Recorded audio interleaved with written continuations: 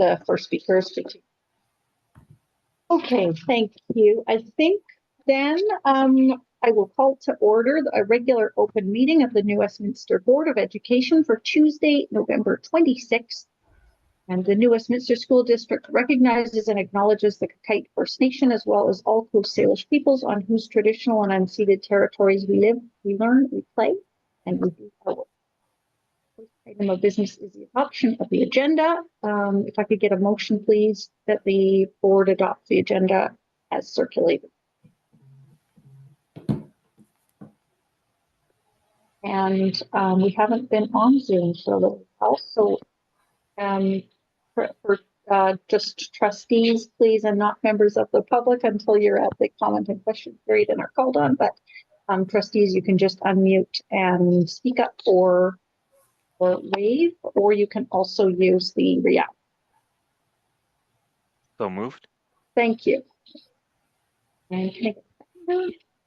Second. Thank you. Okay. Any discussion of the agenda as circulated? I'd like to add under 8A for the elections at an item for BCPC eligibility.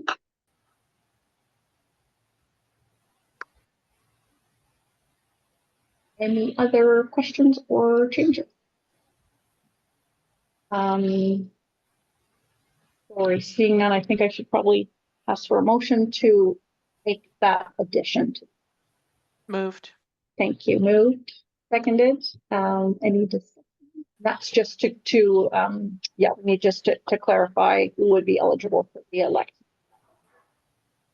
All those in favor? Any opposed? Motion carried. Thank you. So back on the agenda as amended. Ask for all those in favor. Any opposed? Okay. Agenda is carried. Thank you all. We're on number 2, approval of the minutes. The minutes for the open meeting held on October 29th, 2024 have been circulated as part of this agenda package. The recommendation is that the Board of Education of School District number 40 approve the minutes as distributed for the October 29th, 2024 regular school board meeting. Moved. Thank you. Seconded. Thank you. Any discussion? Seeing none. All those in favor? Yes. Aye. Any opposed? Is there any business arising from?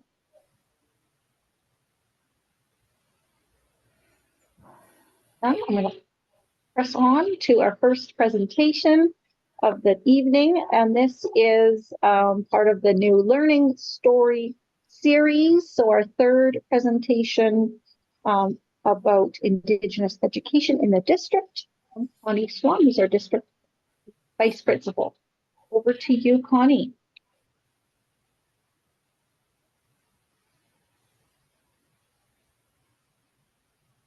Give you a minute to do the muting and all of that business.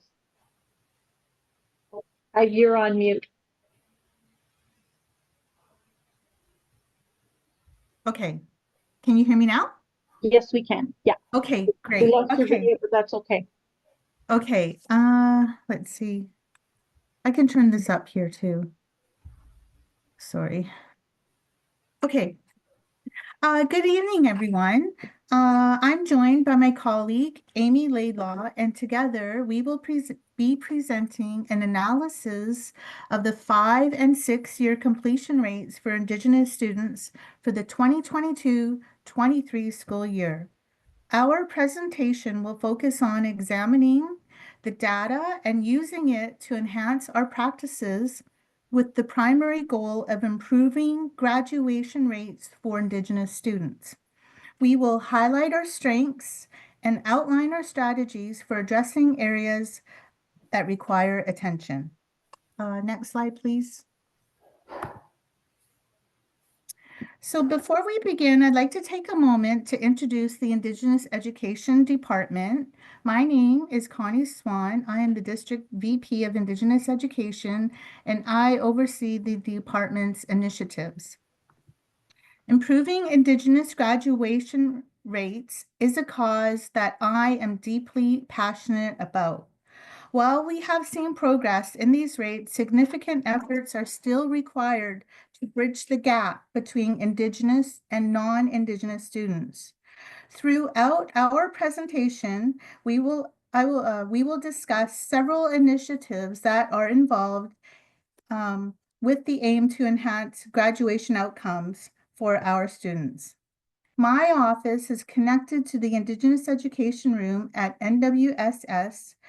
I collaborate closely with Amelia Laidlaw and Laura Newman, who also share the space.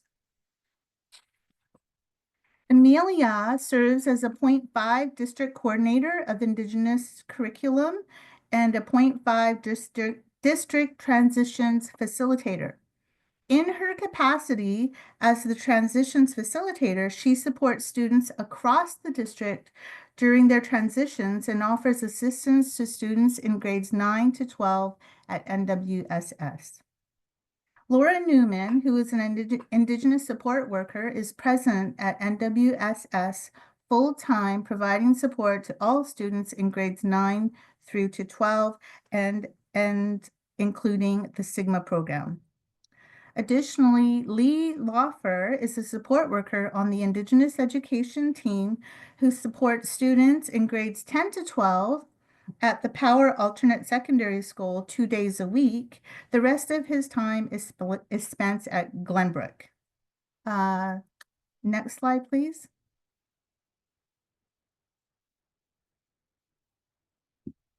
I'd now like to draw your attention to the distribution of our grade 12 students within the district. In NWSS, there are 13 grade 12 students. The Sigma program has 6 students in grade 12, and the Power has 5 Indigenous students in grade 12. Next slide, please. How are our Indigenous learners doing? To tell this story, I'm going to focus on the 5- and 6-year completion rates from 2018 to 2023. To begin, it's important to note that the most recent data available pertains to 2022-23 academic year. I did reach out to the Ministry of Education Analytics Department regarding the 2023-2024 completion rates. However, they indicated that the results will not be available until this December 2024. So returning to this bar graph, an analysis of the 5-year completion rates for Indigenous students reveals a slight decline compared to the previous year, dropping from 62% in 2021-22 to 59% in 2022-23. Additionally, the 5-year completion rates for Indigenous students at NWSS are below the provincial rate, with below the provincial average, with a rate of 59% compared to 89% for the general student population. Next slide, please. The completion rates for year 6 demonstrates a positive increase compared to the prior year, rising from 61% in 2021-22 to 67% in 2022-23. It is important to highlight that the completion rate for Indigenous students is significantly below the provincial average. Specifically, the provincial completion rate stands at 93%, contrasting to 67% for Indigenous students. Additionally, it is also important to highlight that the completion rates for both 5 and 6 years reached their highest level during the 2020-21 academic year, achieving 84% for 5 years and 93% for 6 years. The department at this time maintained a 0.8 grad coach position dedicated exclusively to supporting grade 12 Indigenous students. Next slide, please. So, strengths and stretches. I'd like to draw your attention to the current context and outline our strengths and areas for improvement. New Westminster School serves approximately 76 Indigenous students and 9 Sigma students. The Indigenous Education Room plays a crucial role in fostering a sense of belonging and connection among students. This space allows students to come in, enjoy a snack, and subsequently return to their classes. Additionally, the room offers a vital social and emotional support. For instance, some students utilize the area to meet friends, share lunch, collaborate, or engage in social activities. Others may seek guidance from Laura, for example, for emotional assistance in navigating personal challenges.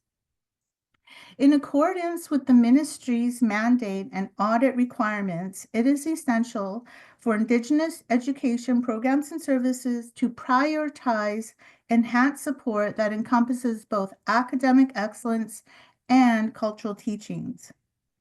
When we think about our current organizational structure, whereby the Indigenous Education Department is concerned, the transitions role is a 0.5 position, and it's difficult at times to meet with every single student over 2.5 days a week. Looking ahead, it would be ideal to increase the time allotted for the Indigenous grad coach transitions role from 0.5 to that of a full-time position. If we return to the data, the Indigenous graduation rates were at its highest when the grad coach was 0.8 to almost full-time position. Next slide, please. So now I'm going to speak to addressing our stretches.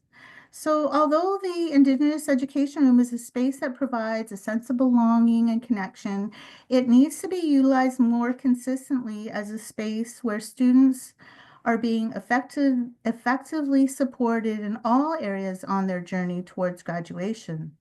Presently, as previously mentioned, the focus of the space tends to prioritize social and emotional support over regular academic assistance.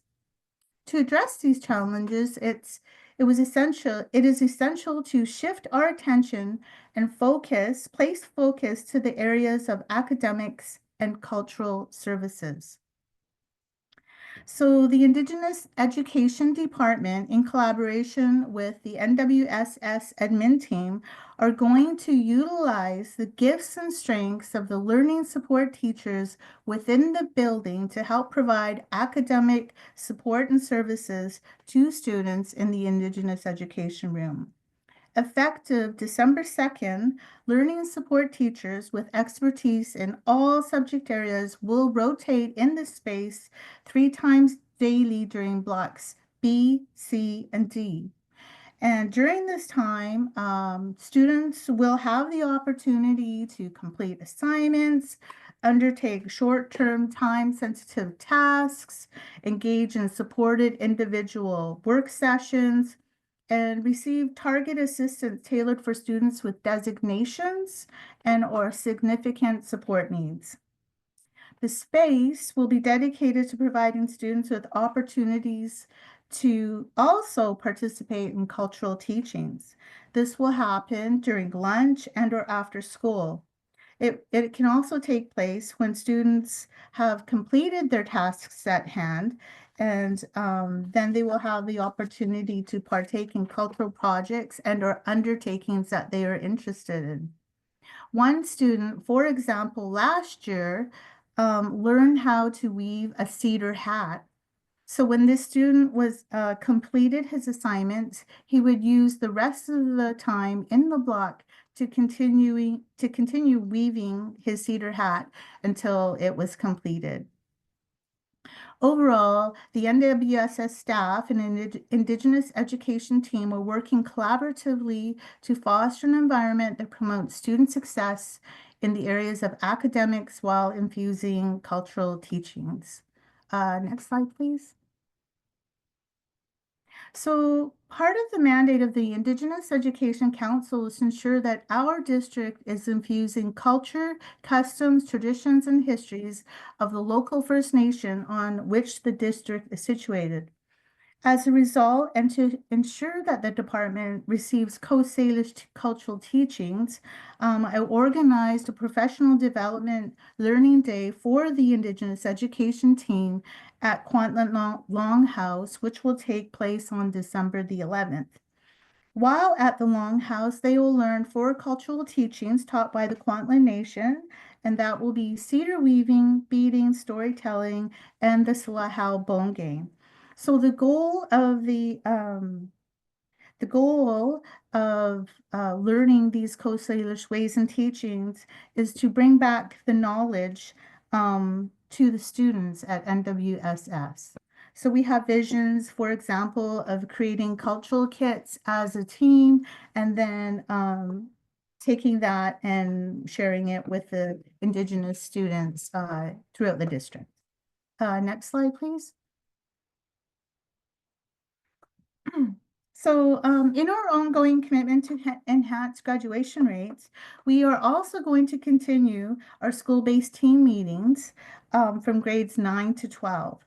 So during these meetings, the vice principal of NWSS, along with the counselors, learning support teachers, faculty, and representatives from the Indigenous Education Department meet to discuss the progress of every Indigenous student enrolled at NWSS and Sigma in grades 9 through 12.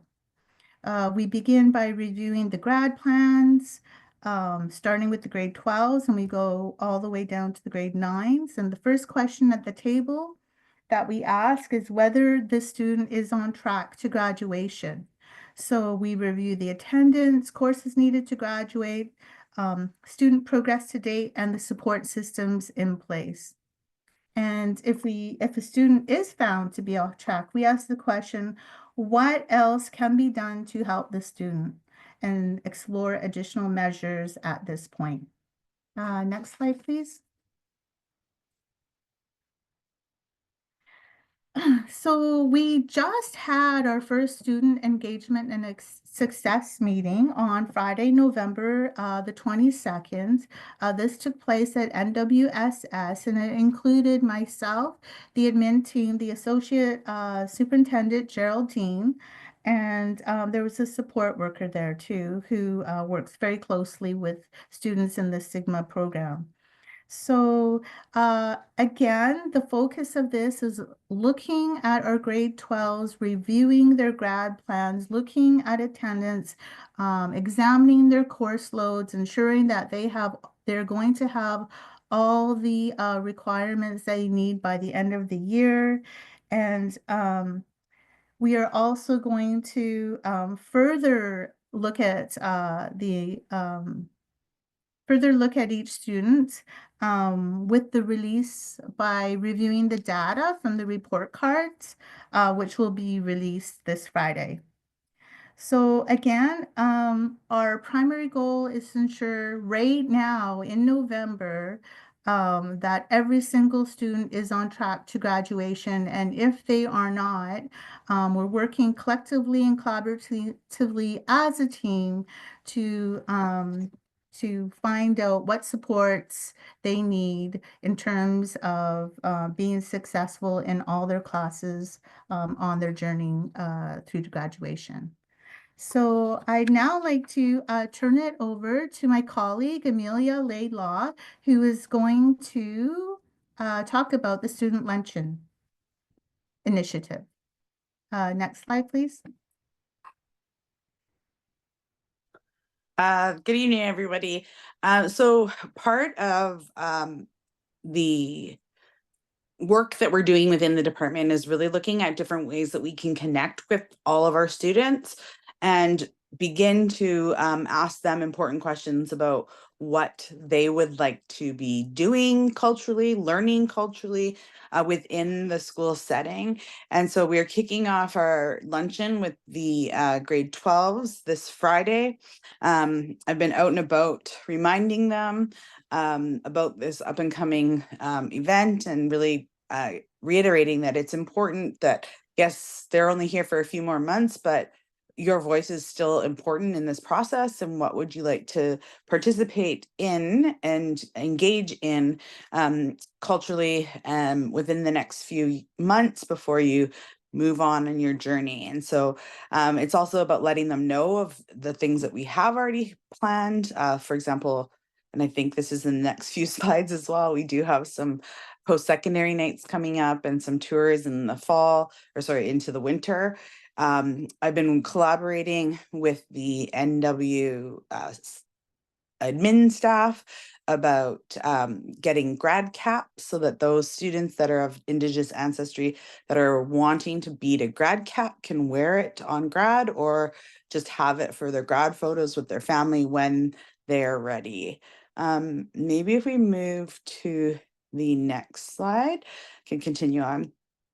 Part of the role that I carry is really tracking and watching their academics, and like Connie said, with the SBT meetings, really looking at larger plans for the students, if they are needing additional supports. But if they are on track, it's really about looking at how do we transition them out of high school and into post-secondary world. And when I say post-secondary world, I'm not just talking about universities, but I'm talking about trade schools, esthetician courses, hair programs.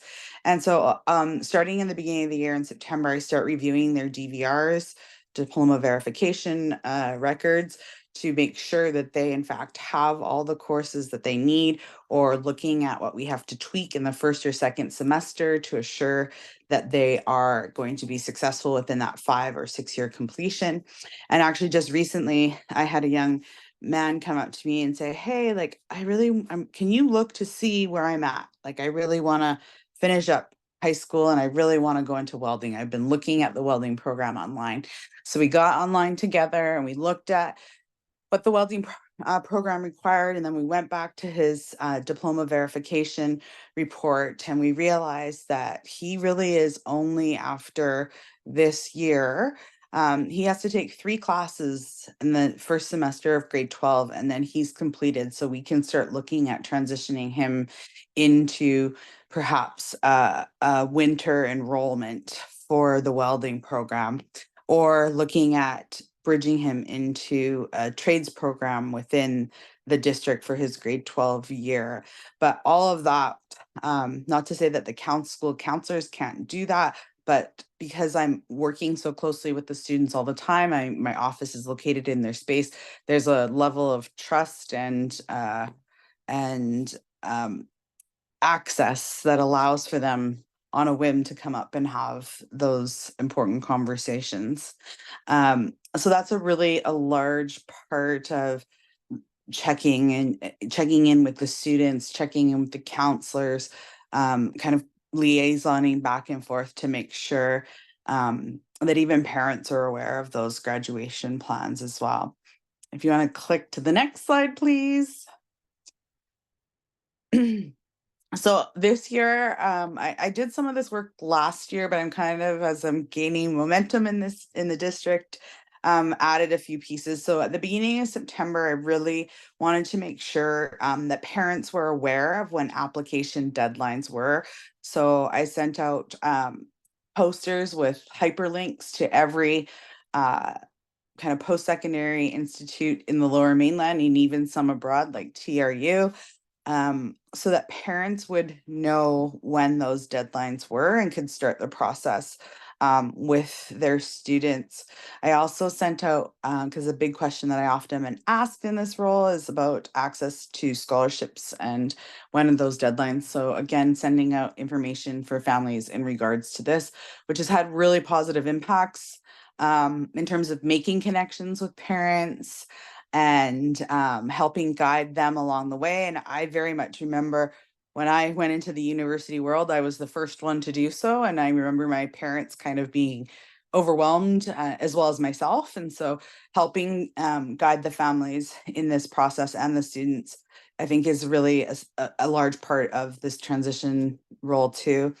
And this year, in collaboration with the UBC recruitment team, on December 3rd, I've arranged for 10 or more post-secondary and career opportunities for our students. And I've actually sent this out to grade 10, 11, and 12 students and parents and invited them to attend. It's from 5 to 8 p.m. at New West Secondary School. And again, just making sure that parents are beginning to think and kids are starting to think about, where might I go afterwards and where might I see myself afterwards? So far, I went to go check today, but of course we didn't have Wi-Fi. I think I have about 40 people signed up in total, which for a first time I'm quite happy with. And so yeah, if anybody's interested, please stop by. I will be there all night. If you want to click to the next slide. And yeah, again, just from my past experience, the older students get and the more grounded they are in believing in who they are as they move into post-secondary, we see students wanting to embrace their culture just a little bit more and in small ways as well. So as I mentioned, I'm collaborating with the NW staff in order to provide the opportunity for students to come into the Indigenous education room and bead a cap that they could wear at their large grad ceremony or just for photos. And the idea is we'll do it over the course of a couple of lunches. And again, just kind of bringing people into that space and participating in culture, connecting with each other. I've watched so many students that come in that are Indigenous that don't recognize each other as being Indigenous, but have formed really positive friendships as a result. So I'm hoping that it'll help develop a bit of a bond amongst the grade 12 students as they embark in the last few months of their education in New Westminster. And then of course, looking forward to hosting the Kakite graduation with the nation and really reiterating to the students that this is a joyous moment. It's a really significant mark in your journey in school. If you want to click to the next slide, please. I've also been within the other part of my role, a curriculum coordinator, because I do see a really strong connection between the transitions and the coordinator position.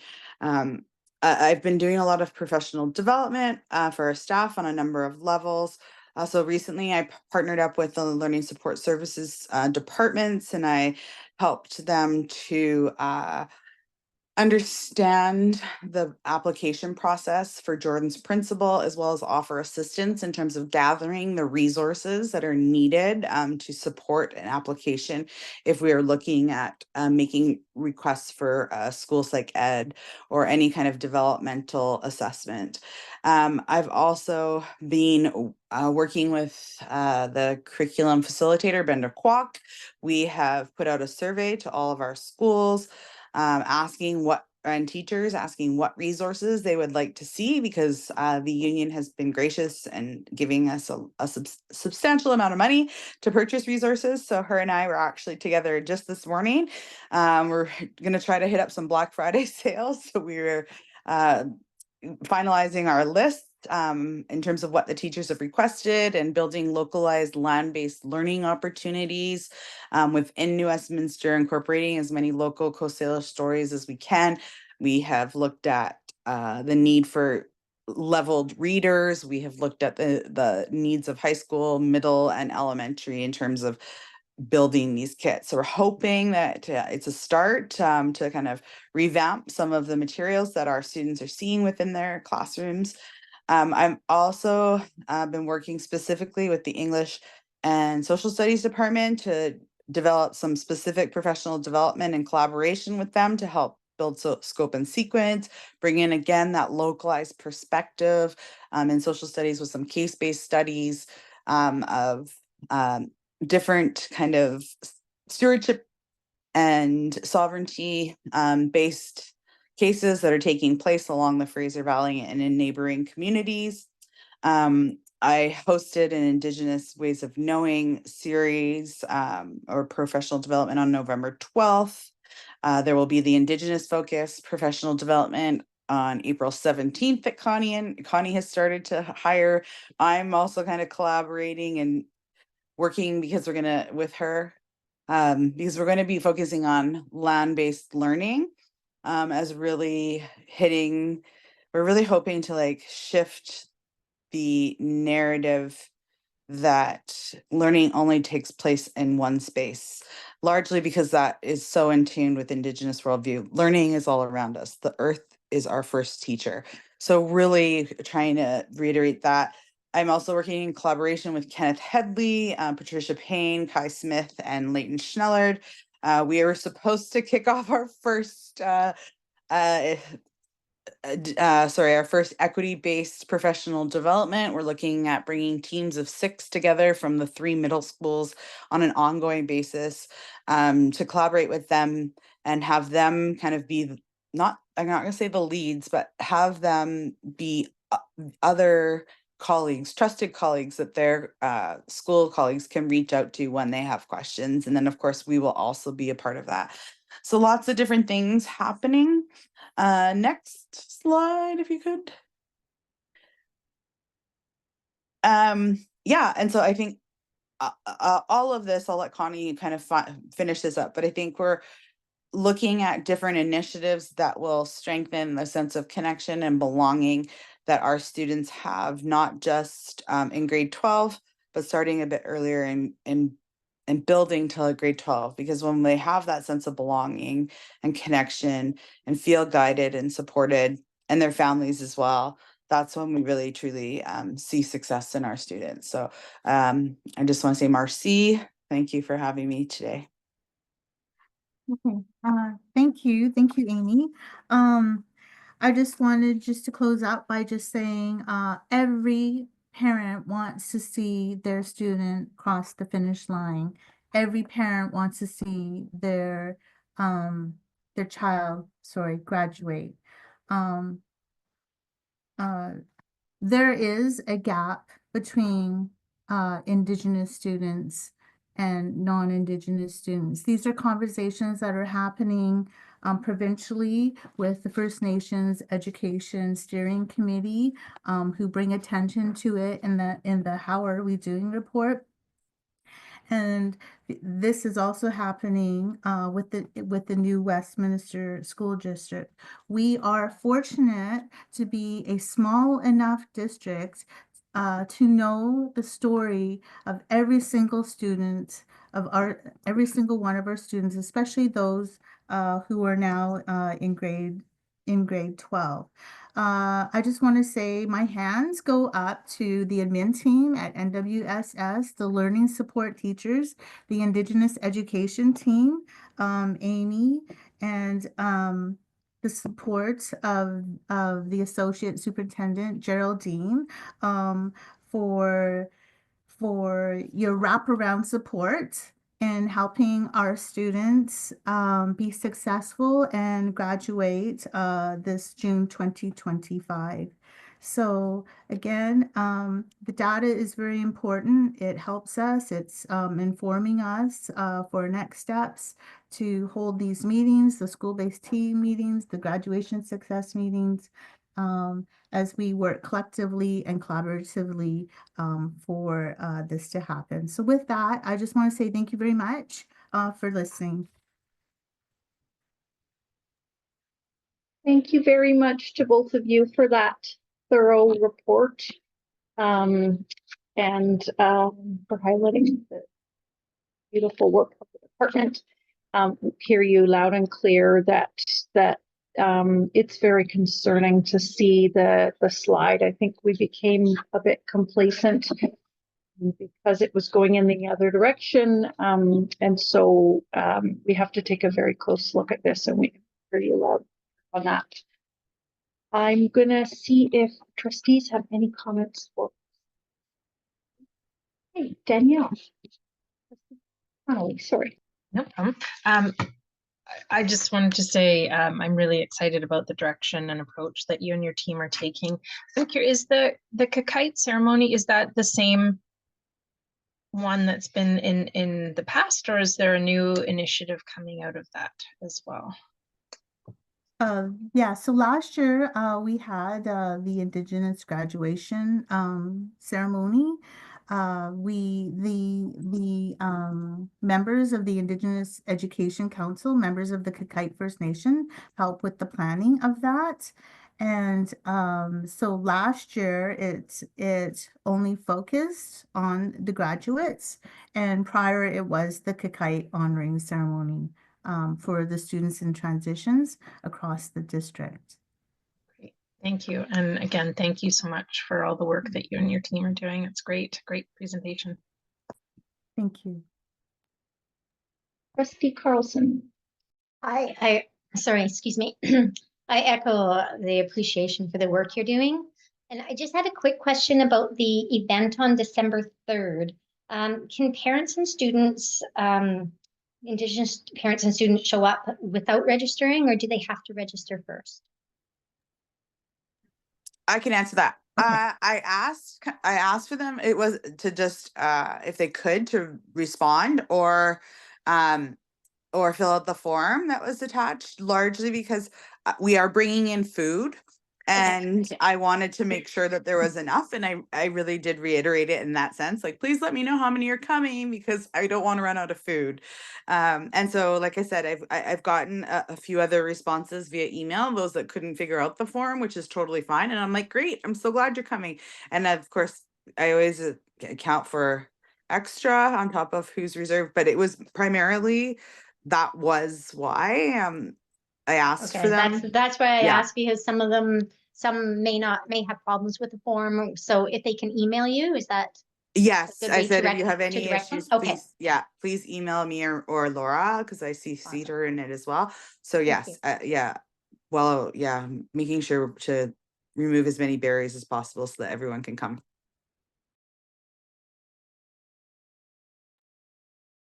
Trustee Andres. Thank you. Thanks for the wonderful presentation.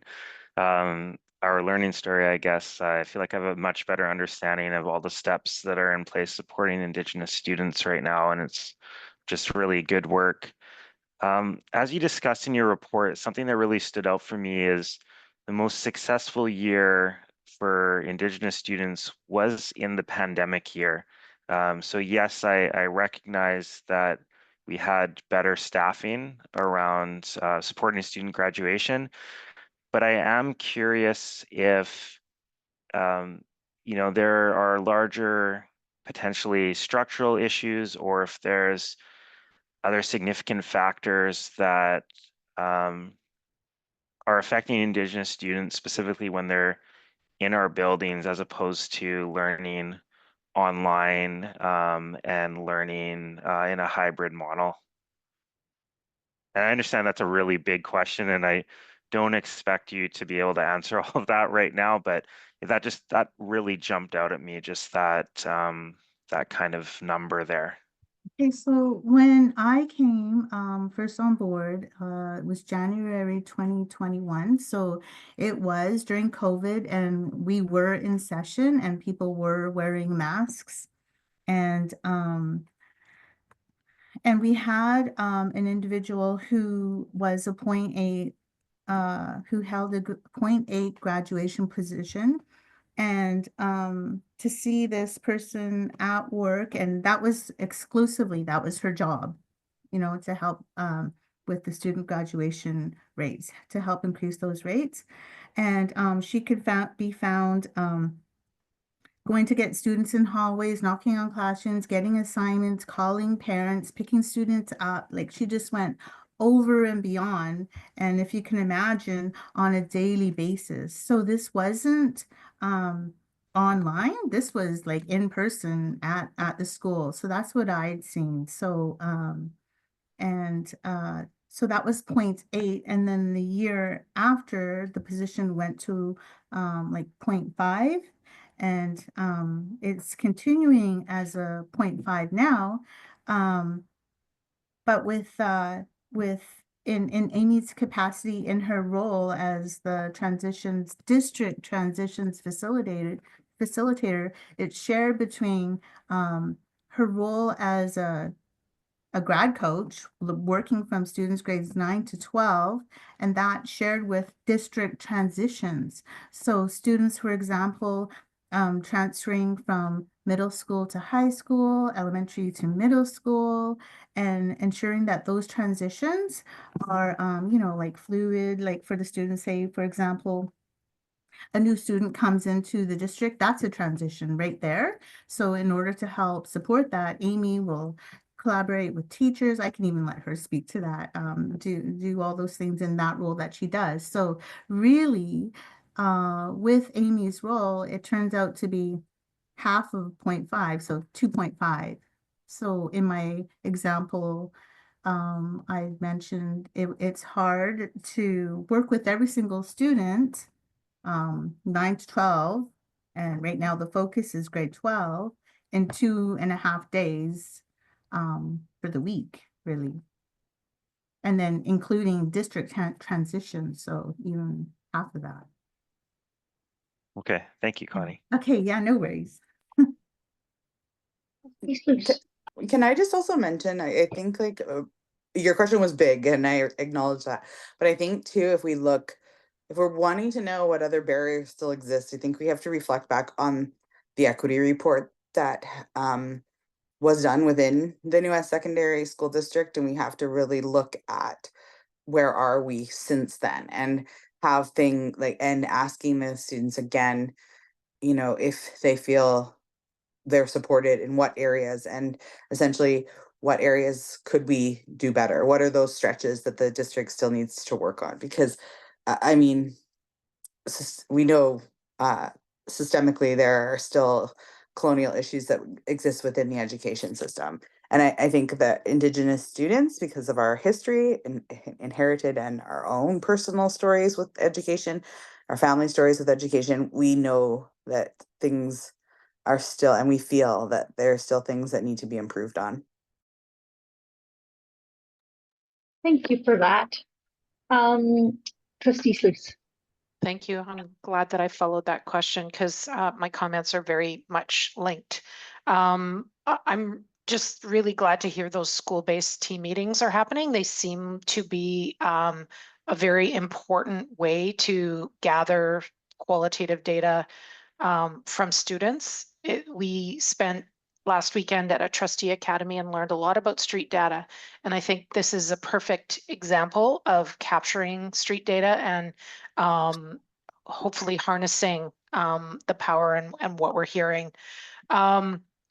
Whether it's, you know, attendance challenges or cultural learnings that they're after, or grad requirements, or social or emotional support. I'm hoping that once you guys have had a few of these meetings, or perhaps next year, we might be able to hear some of the things that you're hearing from students in those meetings and how it's informing your work. I do have one question for you, and it's about the high numbers of Indigenous students in alternate programs. I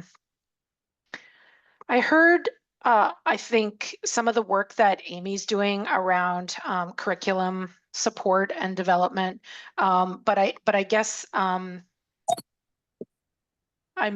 curious a little bit about what more we can do as a district to make sure that Indigenous students feel like they belong in non-alternate programs.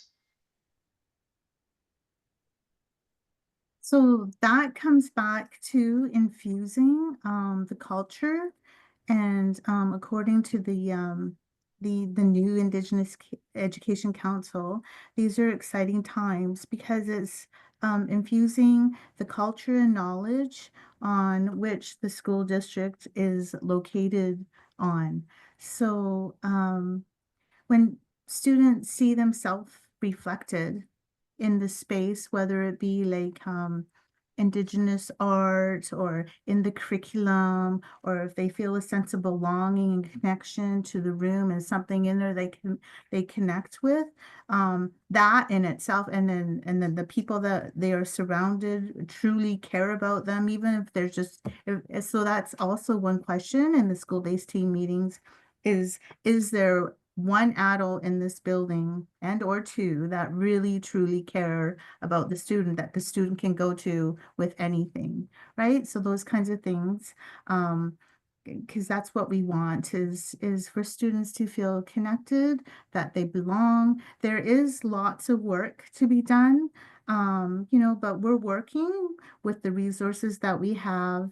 And that's why I say, if you're really supported, like with the NWSS team, the learning support team, the people, the superintendents, everyone is very supportive. So with that in itself, you know, we can walk one step at a time.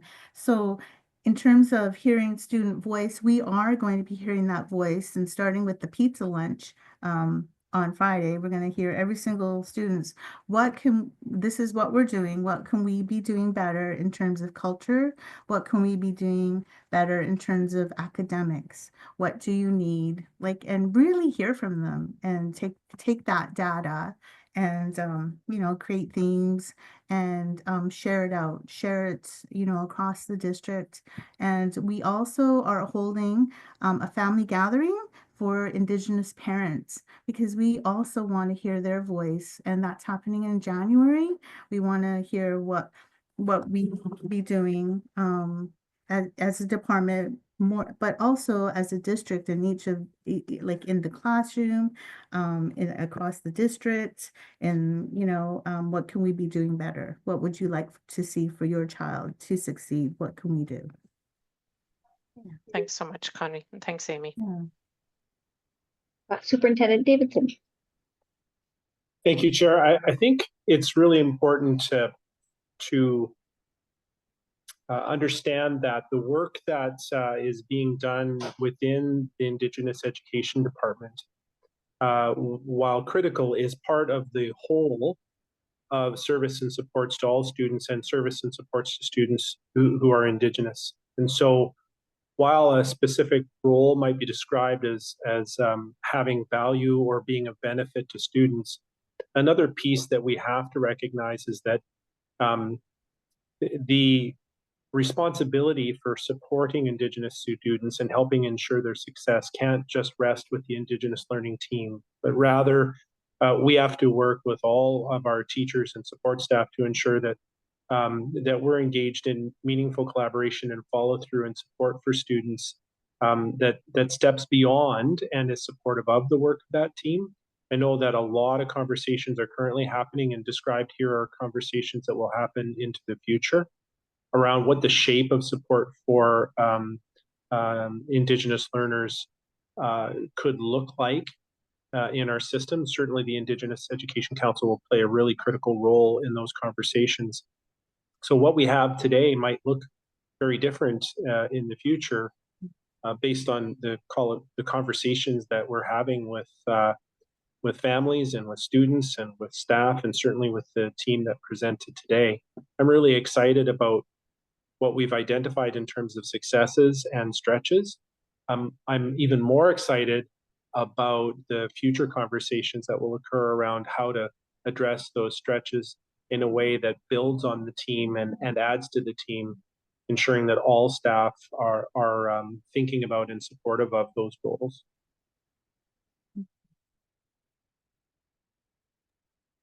And Associate Superintendent Lawler. Thank you. I wanted to stress a couple of pieces. Connie already mentioned the importance of story. And when we are starting these conversations and the meetings that we are calling student engagement and success meetings, we are hearing the story about each one of these students. So as she mentioned, we had our first meeting regarding grade 12 students, and we plan to expand that model throughout the district at all grade levels. And this is something, as Superintendent Davidson mentioned, that this is work that is not just work that we are going to be delving into with regard to Indigenous students, but also all students and graduation of all students. And I'm sure that that will be a piece of our strategic plan as we move forward.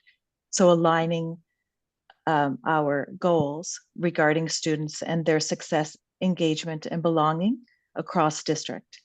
So I want to also thank Connie and Amy for their presentation and for highlighting those strengths and stretches and what we plan to do moving forward in the department, and not only within the department, but within the schools to support all those people that are working with students each and every day.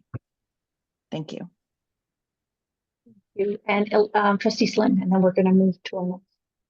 Thanks. Yeah, I'll keep my comments brief, but I just wanted to say thank you to Amy and Connie. And I really appreciated what you said, Amy, about like wherever the student's journey takes them. I think it's really important that we hold space for students that, whatever that future is that they see for themselves, they're encouraged and are given the support to go there. And I also loved what you said, Connie, about and Amy, about making sure that parents are included in the journey. Because I think if like you had said, Amy, if you're the first to do something I know from my mom, when I was doing homework, she used to feel like she wasn't able to support me in that. And so having parents be able to have that same buy-in where the family unit is kind of moving forward together, I think that's really really vital. So I just wanted to commend you on the work and continue to offer my support and the board's support.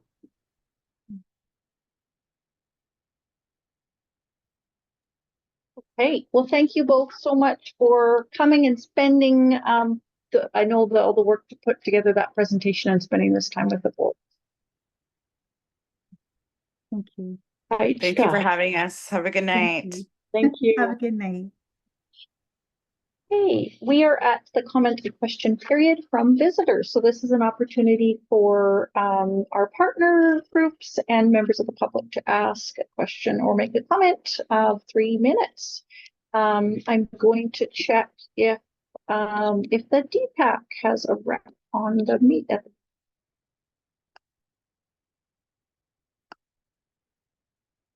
While folks are looking, I'll say that I know that QP 409 is here.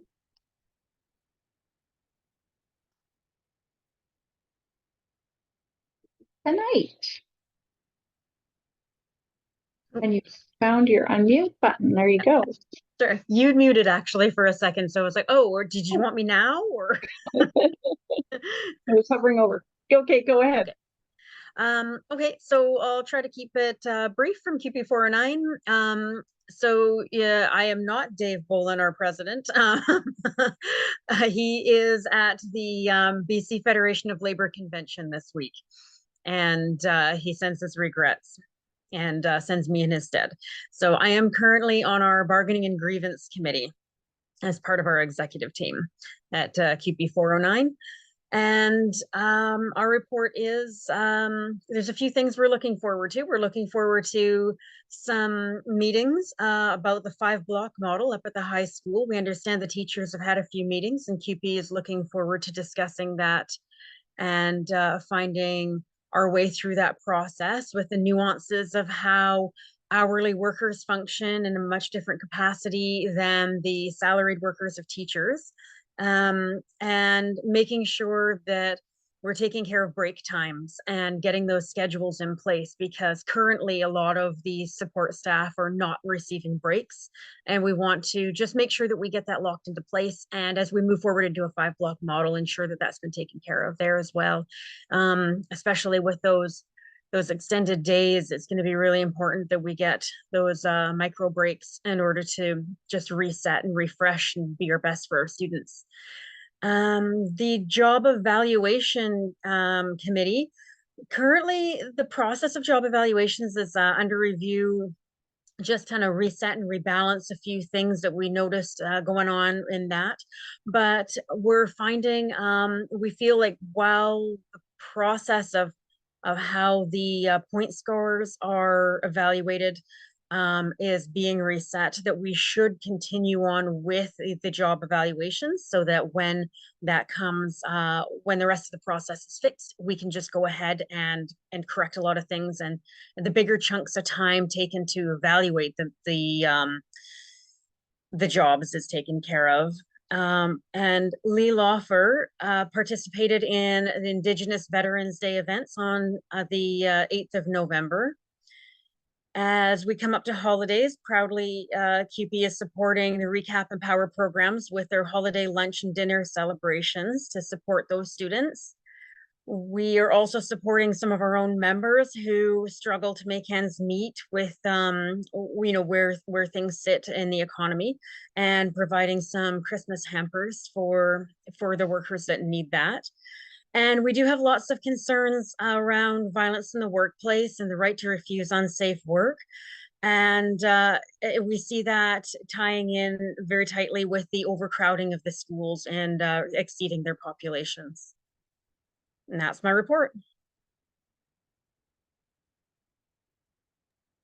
Thank you very much, Janet. Those are all very important topics, and I know there's through the QP Labor Management Committee and your you'll be bringing those forward for action and response. NWTU, I saw President Christy Oxley. Hi, good evening. Good So I guess I'm going to start by saying that local bargaining has started between the NWTU and the district. I'm just going to take a second to publicly thank our bargaining team, who spent a lot of time outside of instructional hours to get things ready, and who have joined the employer at the table twice now to discuss our bargaining objectives.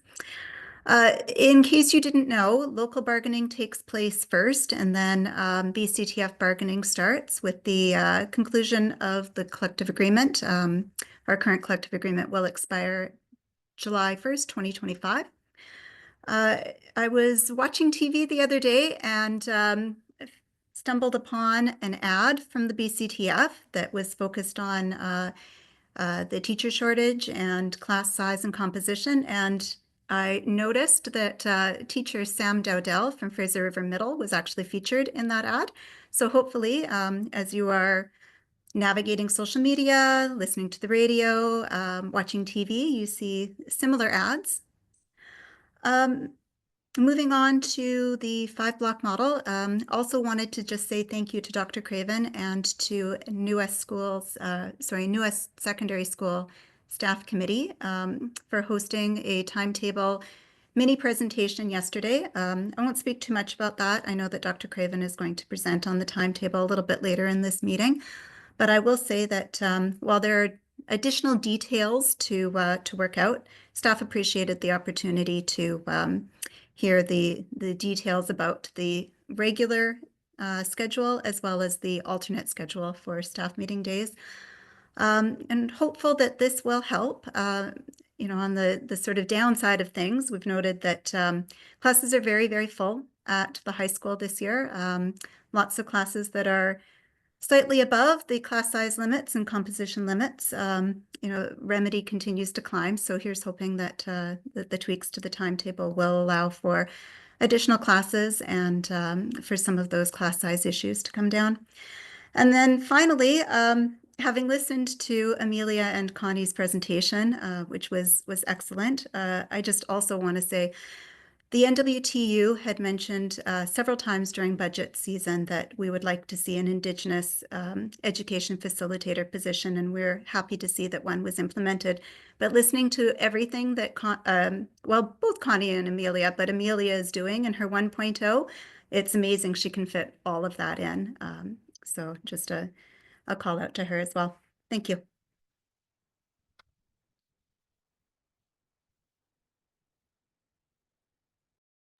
Thank you so much, Christy. Bring a slow time on my 68. Those reports very much. Were there any other comments or questions from members? Minute to find there was or not. So we're going to carry on then. Correspondence, there is none to report in this package. So we're on number 6. A, and the Education Policy and Planning Committee, and I'll call on the committee chair, Trustee Andres. Hi, thank you, Chair. We had our meeting last Tuesday, as we always do, and we're happy to approve a new BAA course, so a board authority approved course, which was Introduction to Investment 12. The board really loved this idea, and it's very timely. There's a lot of people who are getting into investing earlier and earlier, and bringing that kind of literacy into the high school is a great idea, so we heartily adopted this course. We had a report on school safety as well. Report was focused on the erase tool, and just give a little background on how it's in the middle of a refresh, and it has seen an increase in use over the last year, and how it's kind of shifting to a different model. So here in New West School District, we use the Vitra a model to assess threats and come up with a plan. But this tool is shifting to a new system, behavior and digital threat assessment model. So we might need to just kind of revisit how our district and it will work when this is kind of fully out there. The board had also requested that the district begin internal tracking of incidents that involved police contact. And so we got a number on that, and just some background on how we look at supporting students and maintaining their privacy when we are dealing with serious incidents. So we got a very good report on that. Fuel up updates, numbers are trending upwards.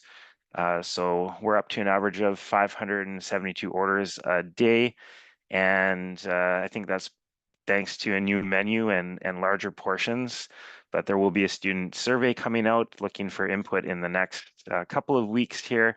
So happy to hear from students and see what they think of the food. And finally, just wanted to reflect on the great work that's still happening at the Welcome Center and the Wellness Center with the nurse practitioner service having increased hours and clearing a waiting list.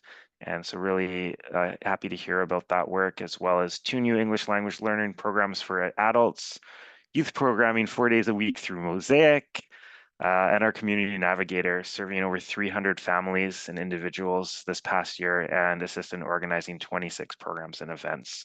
Just phenomenal work. Thank you. What a great recap.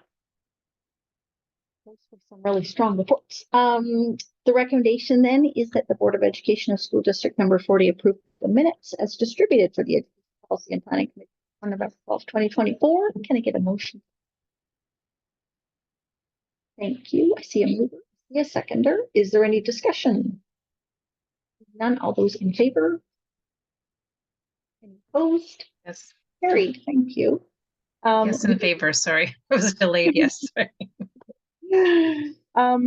The board authorized authority course does need to be passed here at the full open board meeting as well. So the recommendation there is that the Board of Education of School District number 40 approve the following board authority authorized course for the 2025-2026 school year, Introduction to Investment. Can I get it? So moved. So moved. Seconded. Seconded. Question to the chair, please. Yes. I cannot see the people who are voting. They are raising their hands on screen. I cannot see all the people on the screen at one time. Right. Okay. Okay. Thank you. So thanks for the pointing that out. Maybe trustees, sorry, we're a bit out of practice on Zoom here. If people could then use the reactions button and the raise hand, it will just give ourselves a little bit more time, and I'll ask you to read. Read it, or is it just verbally? Or yeah, or you can.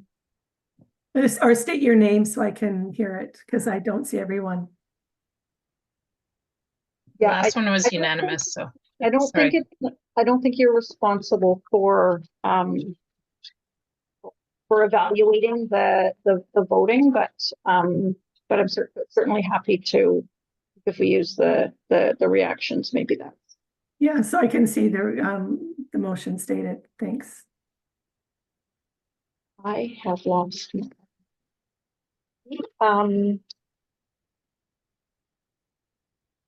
so that passed, correct? We have to read the The ball. motion. Okay, that the board of, I think we did that. The recommendation was that the Board of Education approve the following board authority authorized course for the 2025-26 school year, Introduction to Investments. Sorry, maybe we had the mover. Can we get a mover to that, please? Moved. Thank you. Moved. Kathleen, second. Thank you. Seconded by Carlson, and all those in favor. Good. Yes. Aye. Yes. Yes. Yes. Any opposed? Is carried. Okay, so the Operations Policy and Planning Committee, which met on November 12th, over to the committee chair, Trustee Connolly. I will state for the record that I think it was the shortest meeting on record. So we heard about two exciting capital projects that are happening in our district, the Queen Elizabeth expansion project, as well as the NWSS Memorial Park. I was going to ask about if we do know whether the pieces arrived or not, but I can save that for after. We also received about an update around our capital projects, including the playground and upgrades at Lord Kelvin, as well as the cooling project at the high school, which is on schedule. So that's exciting to hear. We also received an update on the operating grant recalculation. With more students than original projections, we do have additional funds, and those students were both in class as well as online. And the increase to the operating grant will be reflected in the upcoming 2024-2025 amended budget. That is it. Great, thank you. We will then look at the minutes of the November 12th. For Operations Policy and Planning Committee, the recommendation is that the Board of Education of School District number 40 approve the minutes as distributed for the Operations Committee held on November 12th. Moved, Danielle. Thank you. Seconded, Mark. Thank you. And all those in favor? Yes. Yes. Yes. Any opposed? Thank you. Carried. Okay, reports from senior management number 7, and happy to turn it over to Superintendent for an update. I had to find my buttons here. I'll go pretty quickly. We are continuing with the process of examining the next strategic plan, and our consultant has been working with the internal committee, and surveys have gone out and been meeting with groups and so on. So that process is well underway. Want to thank schools for their amazing Remembrance Day ceremonies. Attended the New West Secondary ceremony today, I attended the ceremony earlier this month, and it was really wonderful and remarkable representation of our community. I was very impressed. We continue to work to consider data, and as you saw a report here today around Indigenous learning.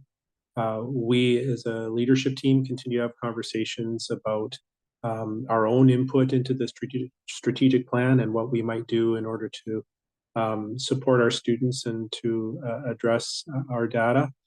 We've been working really hard to fill vacancies, so we are all aware of the challenge of filling positions with continuous teachers, as well as sometimes shortages of TTOCs. And I know that Robert and his department have been working very hard to secure TTOCs and to try and ensure that all of our classes are covered daily. We thank staff who've had to step in and cover classes in order to support shortages in TTOCs, and that's a challenge we're certainly always working to resolve.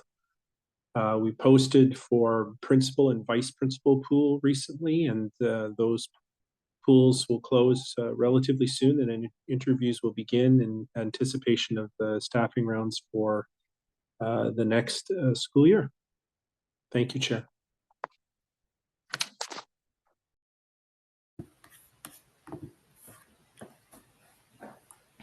So much.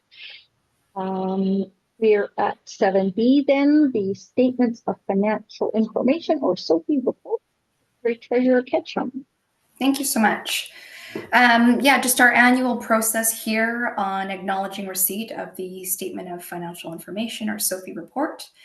This report will be very familiar to many of you.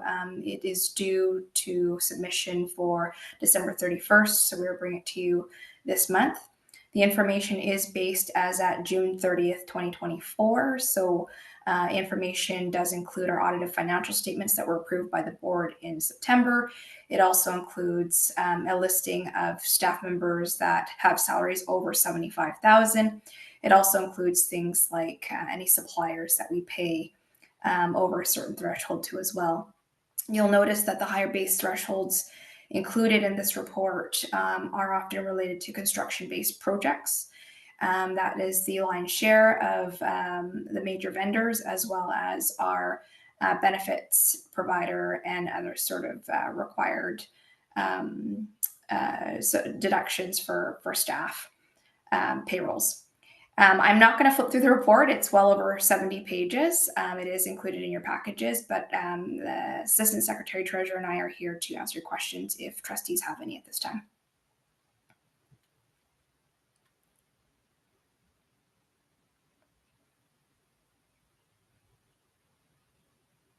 I am not seeing questions, but express my appreciation for a great amount of work.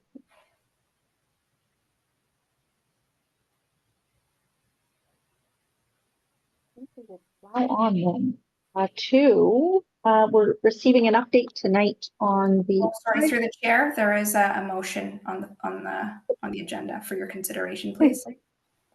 My apologies. So there is. The recommendation is that the Board of Education School District number 40 acknowledge receipt of the Statement of Financial Information SOFI report. So moved, Kathleen. Seconded, Danielle. Thank you. All those in favor? Yes. Yes. Yes. Any opposed? Motion is carried. So we've discussed a number of times our interim capacity strategies to deal with our growing enrollment, one of those being at the high school. Trustees will remember that in the spring we did pass a motion in principle support move to a 5-block timetable, and we received a number of reports. And this is the most recent one from Pam Craven. Hi, thank you. There are some slides, I believe, if we can go to the slides. Perfect, thank you. And you can move on to actually the second one. I wanted to go through the background really quickly, just as a reminder of how we did get here. There was, as was mentioned by Chair Russell, some guiding principles to help us through this process. There were the elementary ones that were designed, as well as the secondary ones, to really make sure we focused in on providing space for our new Westminster students, making sure that we have that equitable access to educational opportunities, specifically in those areas of specialty area of like home ec, phys ed, the applied skills and design and trades, where we have to have special locations for those classes to occur. And we also wanted to make sure that we were maintaining our, 21st century learning environment, the way that high school is built, fostering, collaborative learning spaces and cross-disciplinary work. So these were some of the principles that we were using as we went through to get that public participation and information regarding the structure of how we would want to have a 5-block timetable. So lots of input came in through the springtime, where we did lots of surveys with staff, with students, with parents. These also went to NWSS students, as well as to our middle schools, as these are the students that are going to be coming up in the near future. There was also some small group discussions that had happened As Christy from the NWTU had mentioned, we had quite a few of our joint educational implementation committee meetings to make sure that we were speaking with them and have kept CUPE informed and had a couple of meetings with them, as was mentioned earlier by Janet. So a lot of public participation has occurred to make sure that we are looking at what was needed for all of these individuals. And if we can go to the next slide, please. In the fall here, then, we wanted to make sure we were taking all of that information, condensing it together, and looking at these key considerations, which have been mentioned before. The key things were, the length of the blocks, the single lunch period, the transition time between classes, how it will work with staffing aspects, especially with our collective agreement of making sure that we were within that 5.5 hours, looking at teachers working that A to D schedule or the B to E schedule. How could that work as well then with our other union members, our CUPE members that are there? Also then making sure we were looking at some of the Z blocks, which happen either before school or after school, and having them kind of transition into our schedule so that the student day doesn't become even longer. And then key things also we had to consider was making sure when we were looking at our regular daily schedule and our alternate schedules for special days, which I'll get into in a moment, that we were still meeting the School Act requirement of having our specific calendar hours of 922 hours. So a lot of that had to be done in the fall just to make sure that we were adding up to all that properly. And if we can go to the next slide. It was making sure then that we could put all those pieces together. We did create one, the timetabling committee that was myself as well as our HR as well as NWSS admin members. We did take all of that input in, created one, shared kind of a draft to help us then narrow things down even more. So from looking at all that information that has happened now from the spring and from staff input and a survey that was done with them in the fall, we have come up with timetables to be using. And before we jump into the daily one, which would be our extended daily schedule, I just want to point out, we did not want to be looking at, 5 or 6 different types of timetables, our daily one, one for, staff meeting day, one for collab day. We want to try to narrow it down as much as possible. So we were able to come up with 3 timetables, which I'm going to present. The one, like I mentioned, would be the daily schedule. The second one would actually be occurring when we have our staff meetings once per month, and then the collab meetings, which happen 4 times per year. And then the third timetable, which is very similar to what is already occurring, is for the parent-teacher interview days. So again, trying to narrow it down so that it's not as confusing for staff, for students, and for parents as to what schedule they're on what day. So if we can go to this next slide, this is the daily schedule then that was kind of confirmed by everybody that we were happy with. The notion being block A starting at 8 in the morning, that each block is going to be 80 minutes, that there is a 4-minute transition time in between classes, which I'll talk a little bit more about in a moment. And that one common lunch time period, which we did increase, not by a whole lot, but by 1 whole minute. And then ending at 3:42. So again, trying to keep it so that we're not extending it too far into the evening. As we know, students, staff, everybody else has other obligations and things they're involved in, but taking a look at that. With this, again, when we're talking about students and teachers, they would be following either working and taking classes between an A through D block or through the B through E block. So again, they are not expected to be there for all 5 blocks of the day. In that aspect, we are making sure that we are making it contrunct for them. So that would be the daily schedule, the Monday to Friday. And if we go to the next slide, this is for those alternate days. So here's where we were talking about not having to create too many different schedules. There is a staff meeting that occurs once a month. So we want to make sure that our staff have that opportunity to be working together during these staff meetings. And then we have collaboration days that occur at the high school 4 times throughout the year, 2 in first semester and 2 in second semester. The notion here, as I just put block 1, 2, and 3, What actual blocks they would be, as you know, the A, B, C, or D, or E, that will be varied throughout the school year so that there's the equal opportunity for those classes to meet. Again, those maintaining our start time of that 8 o'clock and ending at 11:48.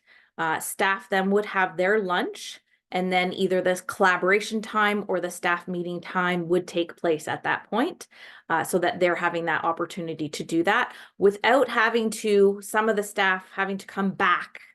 If they were an A to D staff member and had E off, you know, if it was on that same type of day, they would have to come back at the end of the day, which would make their day that much longer as well. So this was one of the areas where we were trying to work on what was going to work best for everybody in that aspect. And the next slide is this time that would be used for our parent-teacher interviews, which is very similar already to what is being used, where students have the morning off. Again, we have classes B, C, and D. This happens twice throughout the year, once in first semester, once in second semester. They start at 12, they go till 2:31. This is a little shorter of a block in that time frame, and then the parent-teacher interview sessions happen in the afternoon and in the evening. We stuck with these blocks specifically as we know for this first year of 25-26, the A and the E blocks will not be full loaded with classes. That is where we will be building our capacity over the upcoming years. So those are classes then that, you know, to miss just on those parent-teacher interview days will not be as greatly impacted. But in the future, we'll have to look at how that would be rotating through. Next slide, please. So well, this has kind of been our time frame. We do know that there are still a lot of nuts and bolts, as has been mentioned by our QP and our NWTU earlier, that there are lots of things that need to still be worked out. A lot of things are also HR issues that we will be working through in the spring, but just to highlight some of the key things that we are looking at to consider, that 4-minute transition time.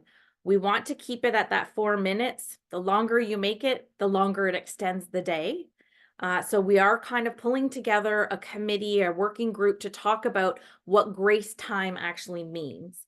One of the teachers had already suggested, which many people agree with, the notion of kind of dismissing that little bit earlier so that we're still teaching students to be on time to class, so that we always start on time, but maybe it's alternating where the dismissal comes that little bit earlier throughout the school. So again, something still to work on. The TTOC, as well as the priority TTOC process, which will need to be worked out through HR, ensuring prep coverage, specifically on those alternate days and the collab days, to ensure that the staff do get their prep time. Looking also as well of the potential of building into Block E and how more classes would be in there, how that will affect some of our key areas. The example I will give is students that are going to be involved in our performing arts programs. Sometimes there's conflicts with specific courses like the IB courses that they might need to take. So how do we play and work with that Block E? What has been mentioned to the staff at NWSS is a calendar of meetings are going to be arranged to meet with each department to really look into some of these potential areas that there might be conflicts, so that we can make sure we're building the timetable to be successful for all of those departments. The other consideration here, as many of you are aware, Career Life Education 10 delivery method went to a hybrid method this year. To help reduce the number of classrooms that were being used for it. So we do want to explore that option of, is it going to be brought back in? Are we going to continue the hybrid method? So having more discussion on that. Another consideration is the parking concern that's been brought up. And this is one of the NWTU kind of concerns of, you know, people who do start in the B block, how might that play out? We will, though, start now building our actual timetable. There's a lot of work that happens in the background, and we start that normally in the January timeframe, but we're trying to do this a little bit earlier even. So we are taking a look at how we can start this by the middle of December. And that is where we are at, and just wanting to make sure that you are kept in the loop. One of the other things that we are still talking about and in discussion with is some of the cost factors that are going to be occurring with the building of this 5-block timetable. Different things are being discussed, and that's something that we're working through with our secretary treasurer and our HR department.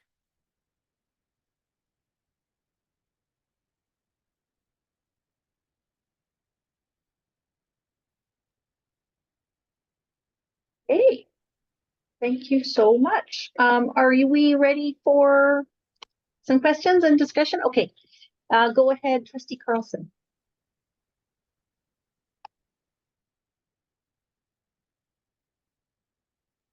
I think you're on mute. Sorry. Okay. I just wanted to thank you again for all this work and for starting early, because it is a massive amount of work and a huge change. I do have concern about 4 minutes between classes. Yeah, I think about the kids that are in PE in one class and have to go to the second floor. My concern is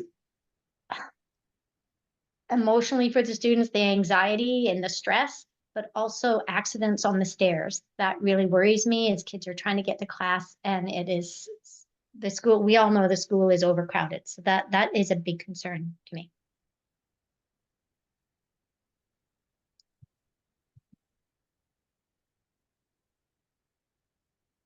I can respond with that too, because that is our concern, and that's why we're talking with the committee as well to take a look at how can we stagger some of these types of dismissals so that we don't have so many students all at once in the hallways to help address some of those issues. Trustee Andres.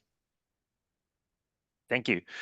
Appreciating that the solution is an operational necessity and the tremendous amount of consultation and work that's gone to this. I do have a question. At our trustee academy this past weekend, we learned about the importance of street data. And street data is just about having conversations with people who are most affected by policy and decision making, and these may not always be the voices that are heard from most often. Many students come to school not only to learn, but for social interactions with their peers, with their trusted adults. It helps them belong and feel part of a school community. I'm concerned that the proposed schedule changes are going to reduce the opportunities for students to connect in these ways to only potentially at lunch, as students don't share start times or end times. And I'm suggesting that it may negatively impact the attendance and punctuality of specific student groups. And these student groups may not already feel belonging in the space. So I guess what I'm asking for is robust data tracking of attendance and punctuality in comparison with our month-over-month data that we have right now from this year, and specifically with the students that maybe we're most concerned about. And so, yeah, just wanting to bring it to our attention, and maybe hoping to get a report on that, like once we're further into the year. That may not be appropriate for an open meeting, but I think it would just help us really understand some of those groups that are less represented in our consultations. Thank you.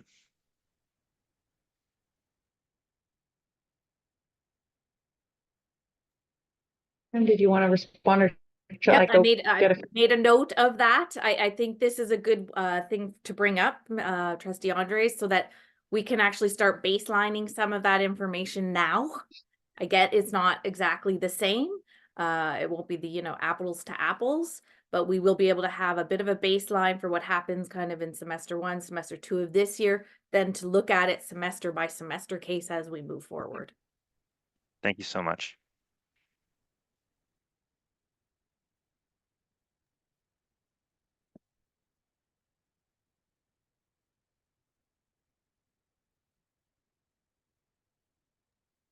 Oh, I think you're on mute or for frozen.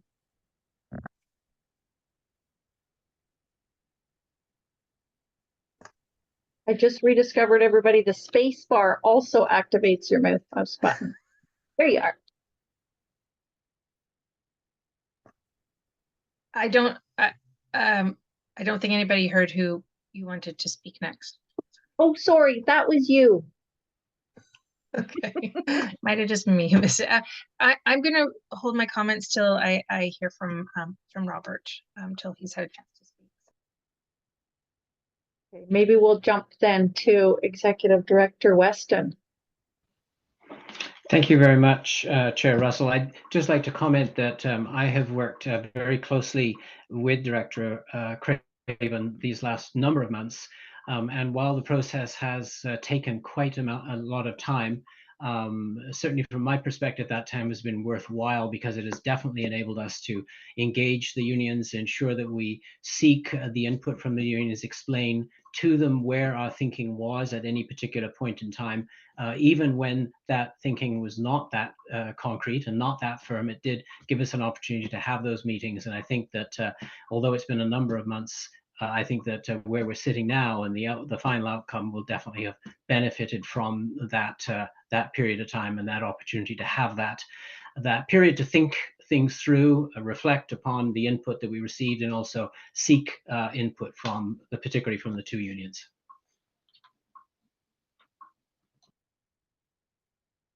Okay.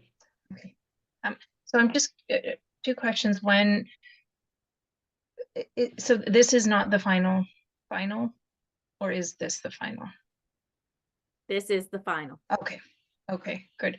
And I guess the question I was hoping to hear was regarding the cost factors, when we might hear about that. I'm wondering if we're going to capture some of it in the amended budget for this year, some of those costs, or are they all going to be into our new budget?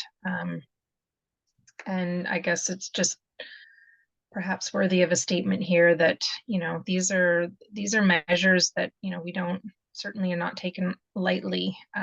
If you look at the capital plan document from the ministry, a new addition in red this year was to include exploring 5-block models. So as part of, you know, just before applying, you know, or being considered for funding for acquiring more land or building new schools. So this is, you know, certainly a necessary exercise in that regard as well. It's unfortunate, but I certainly appreciate all the effort and energy and time and consultation. So I don't think there's going to be any, everybody's not going to appreciate this and like it, but it is something that we as a district have to go through in order to keep pushing ahead with our capital plans for more schools in our district. So thank you. Yes, and I will comment that Amy, Bettina, Robert, and I have met a couple of times to start to do all that costing out. We do have a preliminary one. Most of the cost we'll be looking for next year's budget, but there might be a couple of items to just support that build and support our counselors as we work through this process, just to make sure that the first year goes off with as minimal hitches as possible. Because I don't think anything's going to be perfect, but as minimal as possible. Thank you. And I think going forward, there may be some advocacy around that as well with regards to capturing some of those costs from the ministry. So thank you again. Trustee Sluice. Thank you. And thank you, Pam, for the ongoing efforts to get this settled. It is a lot of work. I appreciate hearing from, you know, our teachers union that the work, that the consultations have been appreciated. You know, as Trustee Connolly said, this isn't ideal, but I think you've done a really good job of bringing forward a proposal that, you know, is workable and sort of the best of a not so great situation. I just have one small question or comment. You probably already know this, but I mean, Burnaby's doing the same thing, and I just wondered about the coordination of extracurricular activities after school and that sort of thing, with 5 of their high schools following suit. You know, we might have been looking at different extracurricular schedules anyway. So hopefully you guys are collaborating. and we'll figure out a solution to ensure that our students can participate in these activities. Definitely. And I will speak to that because, you know, we weren't the first to have to do this either. Surrey, you know, has done this already.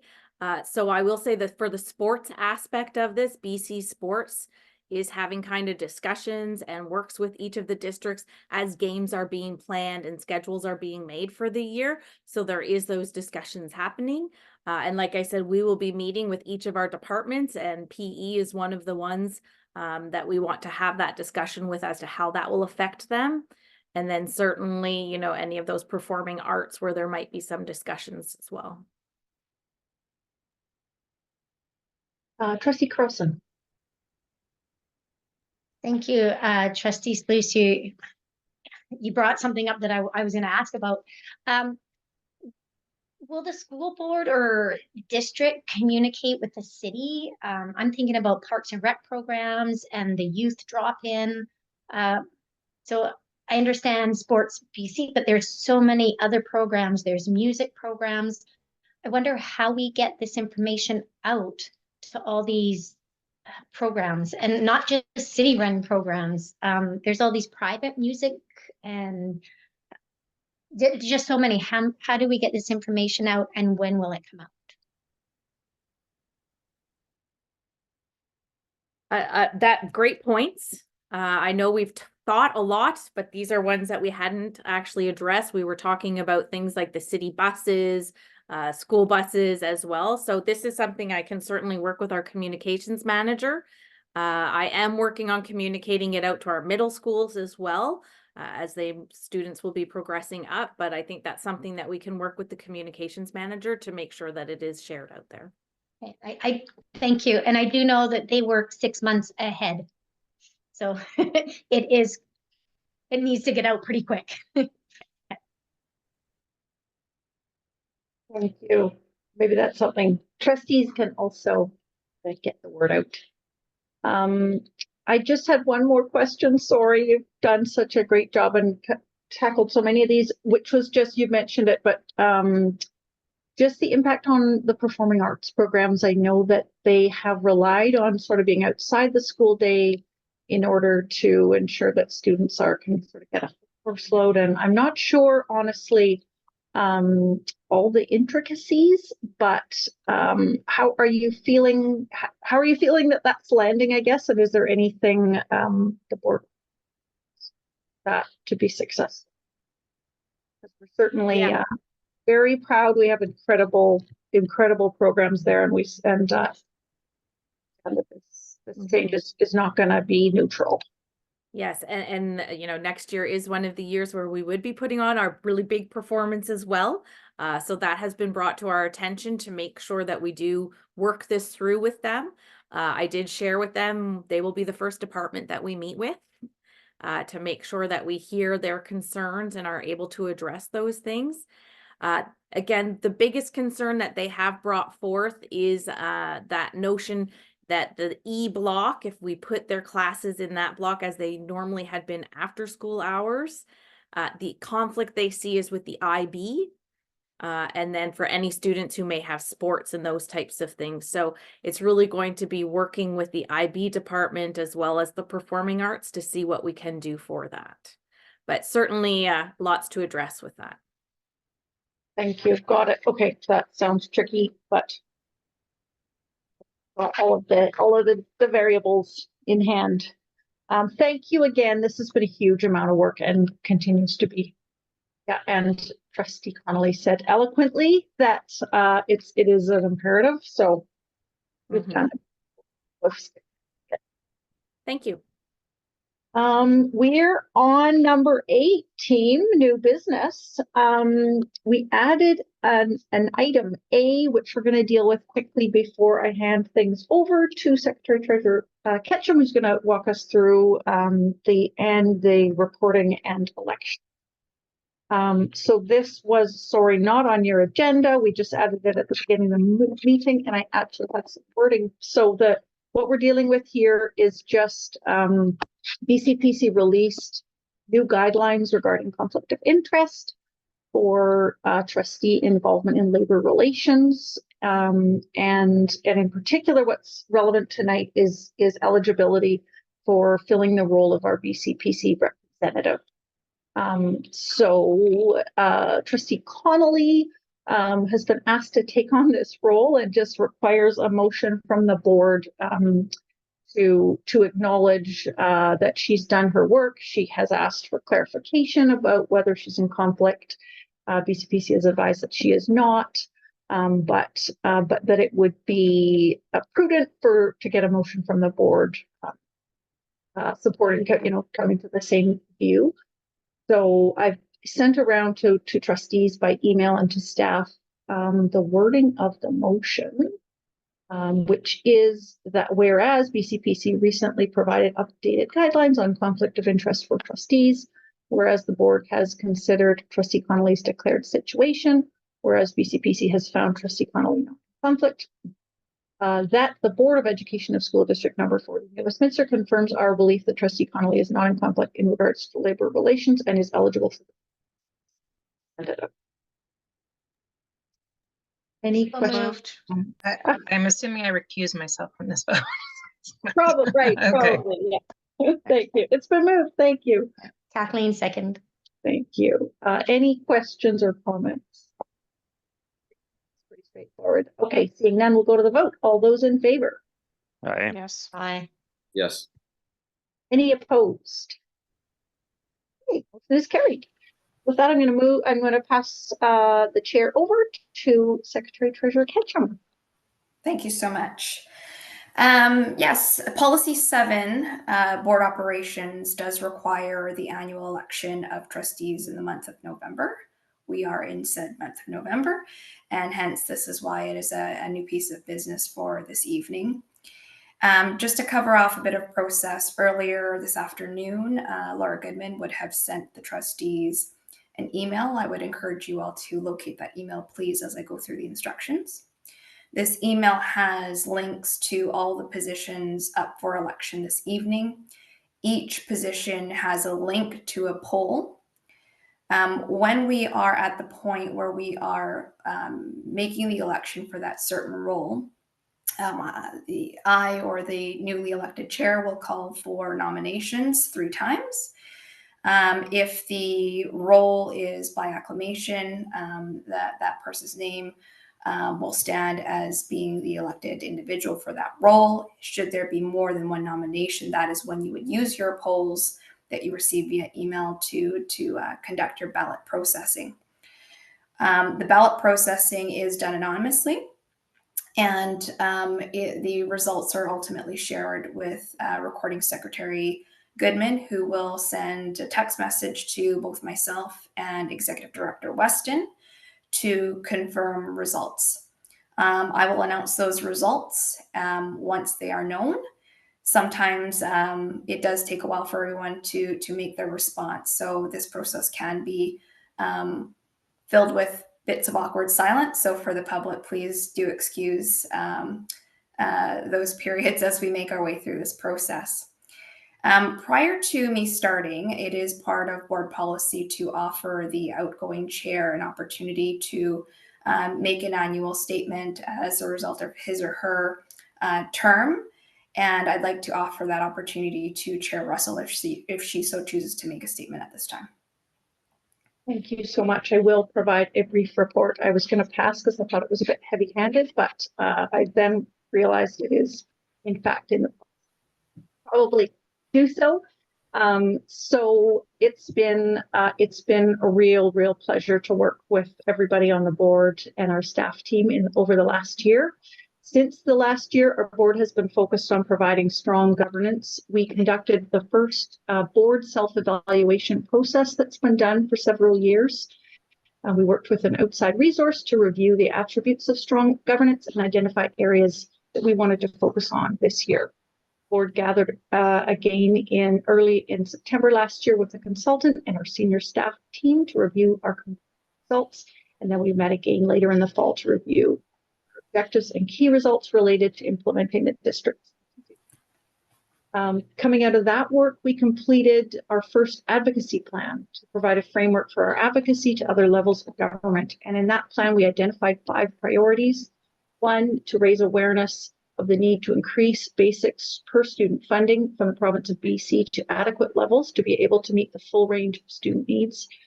2, expedite approval of capital funding to fulfill our long-range facilities plan and manage exploding enrollment in the district's capacity crisis. 3, to secure capital funding needed to begin equipping schools for the demands of extreme weather and climate resilience, starting with cooling infrastructure. 4, increased funding from the province of BC to meet the needs of diverse and ELL students. 5, increasing access to adequate mental health supports for students, including staff training, supports from provincial ministries and the health region. And 6, expanding access to childcare for district families and increase district readiness for shared responsibility. We quickly realized that this was not going to be a one-year advocacy plan. It was quite an ambitious list, so it's going to take more than a year, but it has been very much my focus as chair. I've been meeting regularly with provincial MLAs and other provincial government representatives, including the Minister of Education on a number of occasions, and with the mayor and council. And I'm pleased that we have had success in our advocacy, particularly securing funding for air conditioning at NWSS, which is badly needed. And that work is underway, and we secured funding for a 3-floor expansion.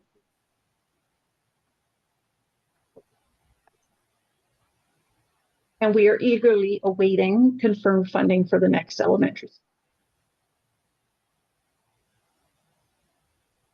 We had a number of departures from our leadership team last year, and we embarked on a search for a new superintendent.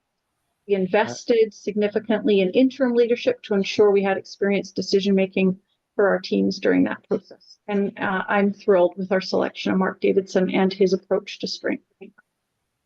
Also welcomed Trustee Carlson, who filled the vacancy so that we are a full students. And right after that, we had another successful recruitment for a critical role for associate superintendent. It has been a real pleasure to work with each and every one of you. I think we have a very strong board. I value the contributions that each trustee makes and of our senior administration team, and respectfully submit my report.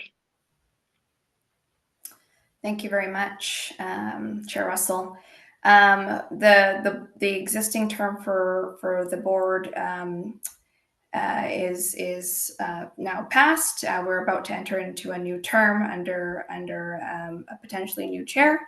I will now start the process for the election of the chair. As I mentioned, I would like to ask for a call for nominations a first time from the floor, please. Trustee Sluice. I'd like to nominate Maya Russell for position of chair. Trustee Russell, do you accept the nomination? I do. I nominate. I would like to ask from the floor, call for nominations a second time.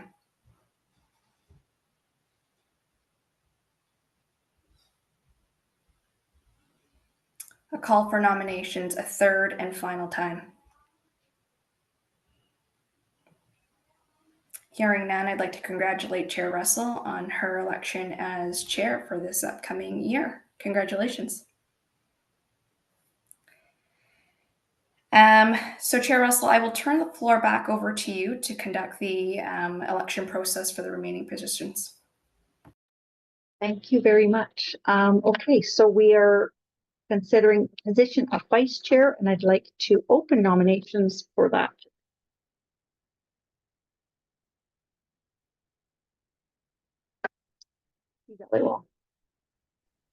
I would like to nominate Cheryl Sluice for that position. Sluice, do you accept the nomination? I do, thanks.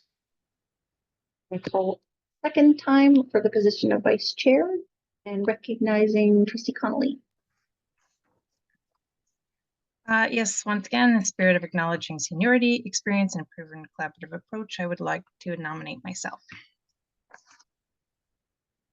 Very much. And for a third and final time, call for nominations. There.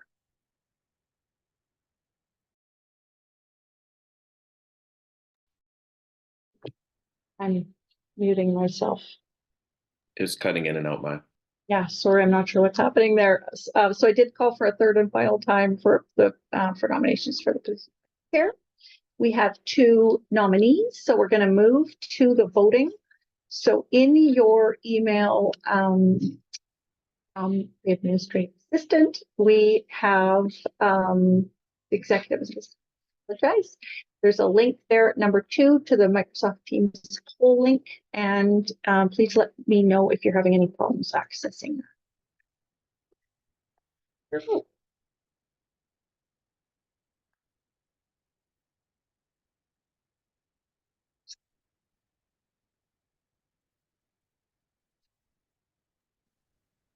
My computer is quite slow and it is still loading. Oh, there it is. So, sorry, Chair. It is not allowing me to access the poll. Are you getting?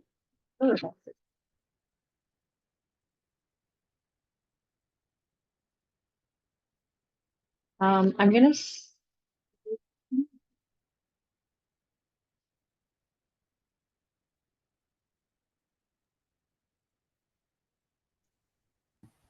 Is anybody else experiencing issues with the poll?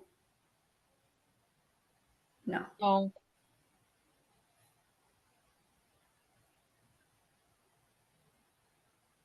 Trustee Slynn, is it still not working? And Laura, do you have any recommendations?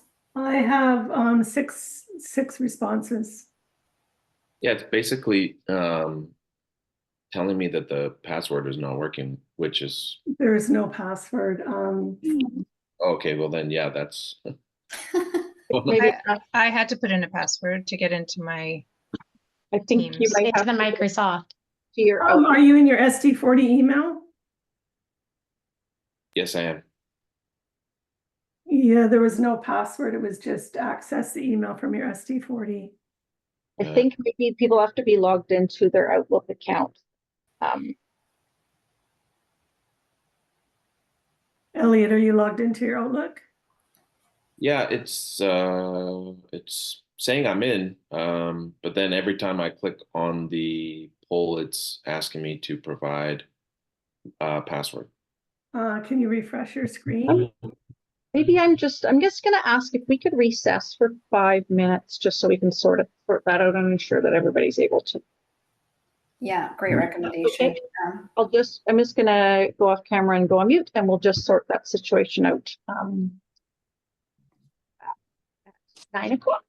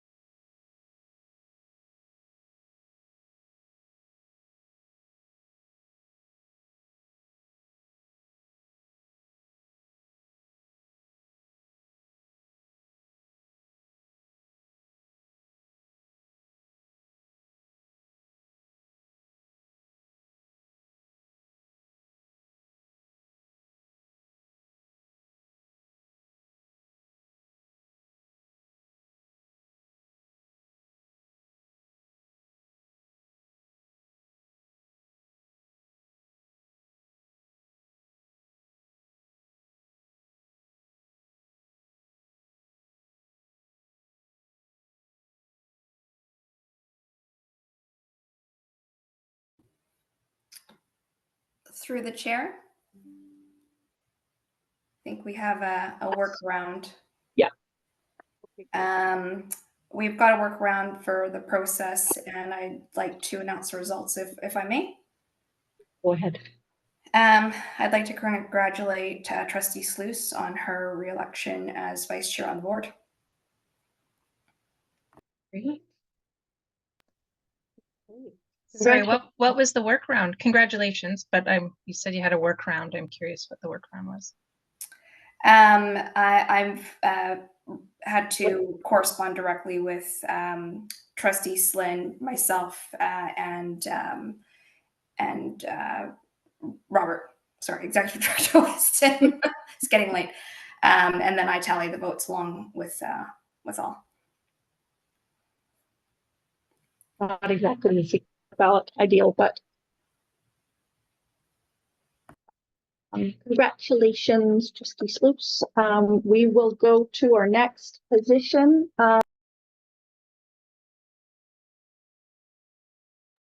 Chair Russell, it's cutting in and out. I'm not hearing you. Sorry, I have to stop touching. I think it's hitting my mute button. Okay. We'll move to the next position, which is BC STA Provincial Rep. I'll call for nominations for this position.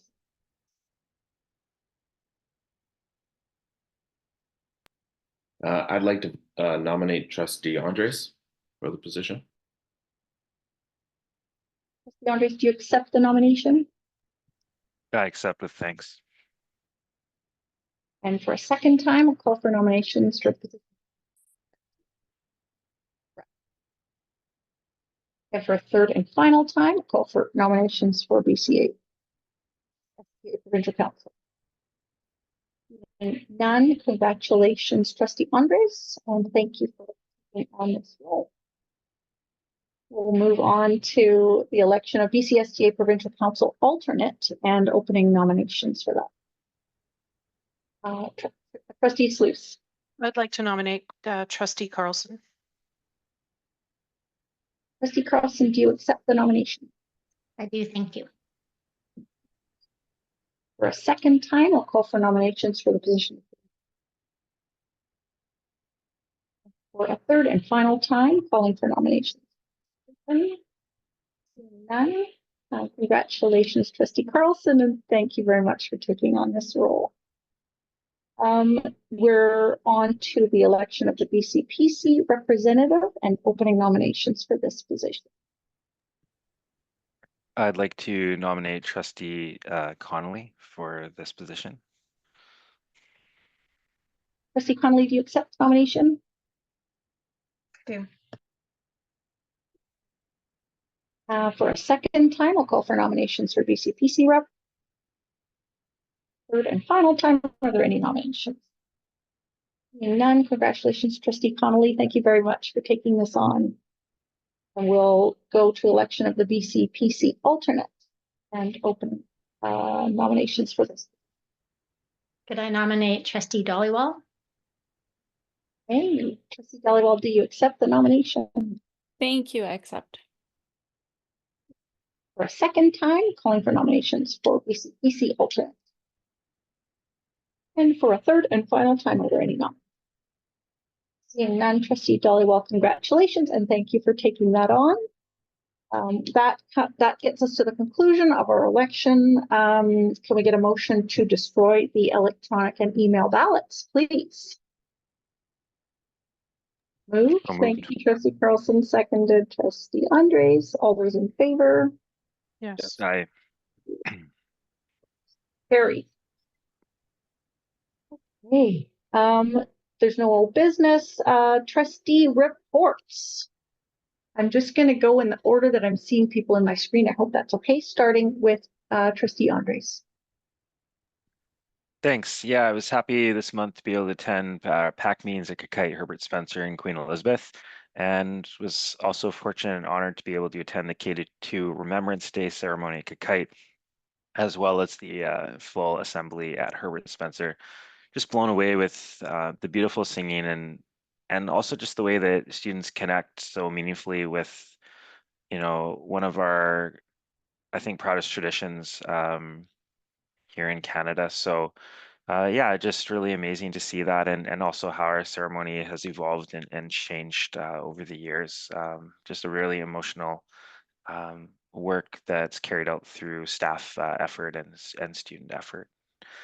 This past weekend as well, I attended Thursday and Friday, Saturday, the BC School Trustee Association Trustee Academy. Key learnings for me from this involved the applications of AI in the district, rollout of Indigenous Education Council, the importance of street data and data gathering, steps towards making our schools more equitable and inclusive, and the importance of early childhood education in affecting learners and the ability to track that data over time. So that is the end of my report. Thank you. Thank you, Trustee Andres. Going to Trustee Sluice. Thank you. Just a very quick, slightly elaborated report on strategic planning. We are in the engagement phase, which is going very, very well. Our consultant has reported that the max number of surveys has been reached, which is awesome. So engagement has been really high, and we're really looking forward to digging into that data. One-on-one interviews are happening with key partners and folks that we felt were important to talk to, and focus groups are 3 of them are complete, and there's one final virtual session with families and caregivers coming up. There is a once we complete the engagement phase, we move into validation, and one of the key activities in that phase is the town hall that is scheduled for December 12th. So that's where we will find out what the consultant learned through this engagement. Just a final reminder for trustees, if they want to share any information about our last or current strategic plan, please share that with me as soon as possible. I meet with the consultants on Thursday again. And as a reminder, the dates for planning sessions for the board are January 7th and February 4th. I had the opportunity to attend a couple of PAC meetings this month, one at QMS, which is an awesome school community. Heard about their school goal for the year, which is really around practicing self and peer regulation skills. It involves things like ranking appropriate behaviors, which I thought was really interesting. They're doing some great work encouraging leadership development of students who have previously struggled with some of the Strong Start kids, and through phys ed leadership to give those students a sense of accomplishment and opportunity to build leadership skills. They've also got their big musical production that happens on December 12th. It's Madagascar, and I'm very much looking forward to that. Also had the opportunity to attend a PAC meeting at Hume Park Home Learners, which is our teacher-led distributed learning program that does a combination of face-to-face and home learning. And of course, since last year is now a recognized or certified provincial online learning school. It is full again this year with 105 learners registered. It's a program that supports kids from K to 8. Their first PAC meeting of the year was last week. They have a little bit of a different cycle based on the way that they do school. It was a very well attended meeting, lots of engaged parents. And as always, there's lots of really interesting learning opportunities happening. This program fills a really important niche within our district and offers a hands-on daily involvement of caregivers in their child's learning. And I've really enjoyed the opportunity to learn about the program over the last year and a half. Also had the opportunity to attend Trustee Academy and really enjoyed the Thursday sessions related to AI and street data, and was really encouraged to hear from our Indigenous education team that they are using street data in their work and are continuing to elaborate and incorporate more of it. Also found the sessions on Saturday really interesting. It was a sort of a series of TED Talk-like sessions hosted by the Human and Early Learning Partnership at UBC on a variety of data instruments that monitor and track rates of childhood vulnerability and well-being. Lots and lots of takeaways, lots and lots of notes, and looking forward to seeing how that all impacts our work. Thank you. Thank you so much, Vice Chair Sluice. Trustee Carlson.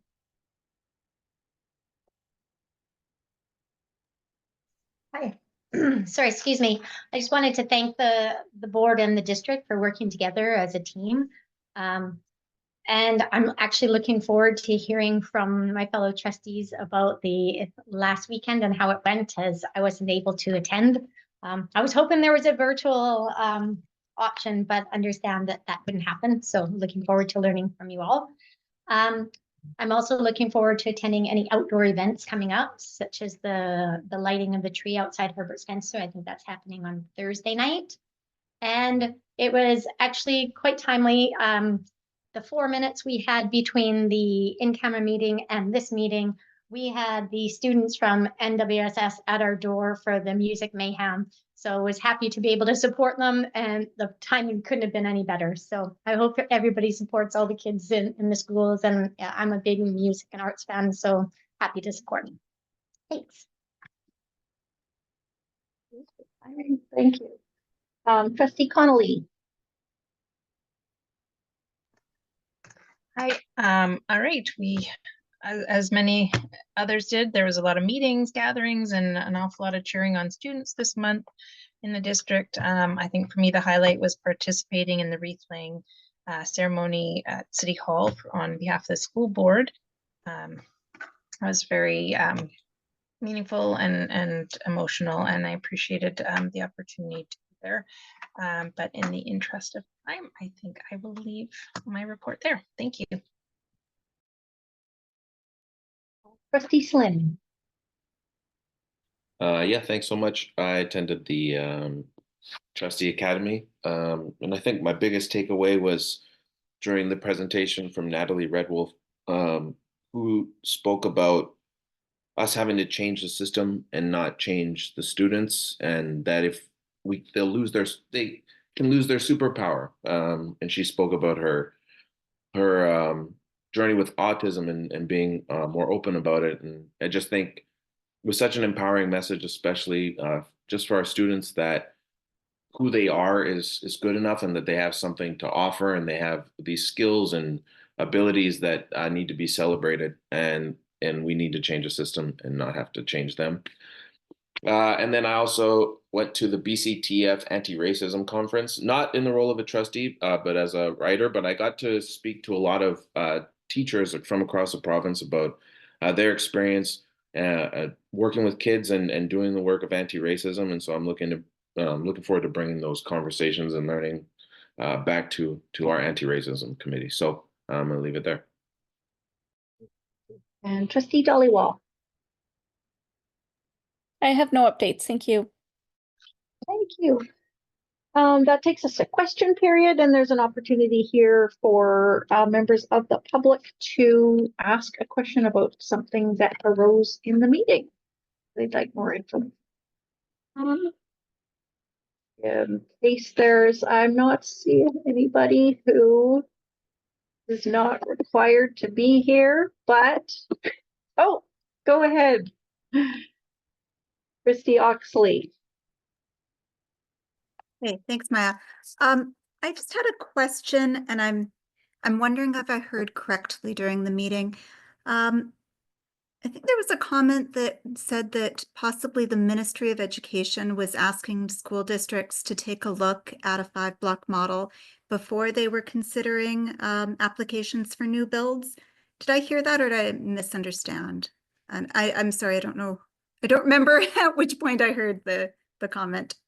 Yeah, I think that comment was made, and I'm trying to remember where we saw that, but I believe that is So maybe if it's okay, I'll just make a quick comment about that.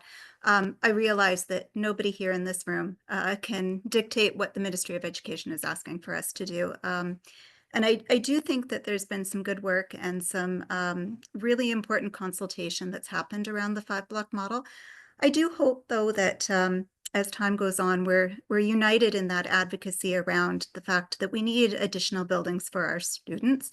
I'm not going to rehash everything, but I noted down throughout the whole process, 5-block model is not going to eliminate all of the overcrowding pieces, the overcrowding in hallways, common areas, school grounds, lack of additional bathrooms, all of those pieces. And actually just, incidentally going around the district and talking to staff, some of the smaller schools do talk quite extensively about the relationships they're able to build because they do have a smaller student population.